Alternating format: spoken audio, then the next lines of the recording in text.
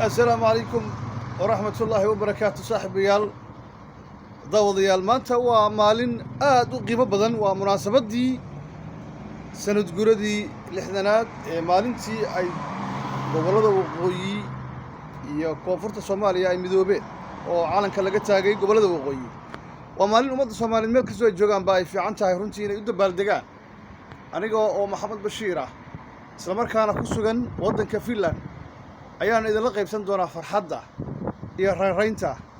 maalintaasi qiimaha badan ee aanan gobjoog u ahayn balse taariikh ahaan soo gaartay waxaan idin sheegayaa waxay tahay maalmaha saas oo kale oo taariikhiga ah waddanka hadda aan joogahay way leeyihiin sanad walba mar bay u dabaaldegaan maalmaha xorriyadda si fiican bay u agaasimaan oo u soo dhaweeyaan marka sidaa darteed qof kastoo Soomaali ah waxaa looga baahan yahay in uu aad u weyneeyo maalmaha xorriyadda gaar ahaan maanta oo ah maalin ay midoobeen gobolada waqooyi iyo koonfurta Soomaaliya waana maalin runtii qiimo weyn u leh shacabka Soomaaliyeed meel kastoo aan joognaba halkani waa magaalada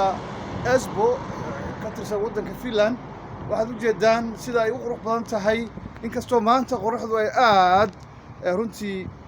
u kulushahay oo iftiinku zaid yahay haddana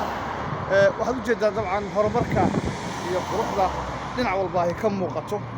waxayna ku gaareen waxa weeye isku tashi iyo muxuu ahaa in dalkooda ay hagaagsadaan oo ay dhistaan waa walaalkii Maxamed Bashiir oo runtii uu soo istaagay baskan raaciya aad baan idin salaamayaa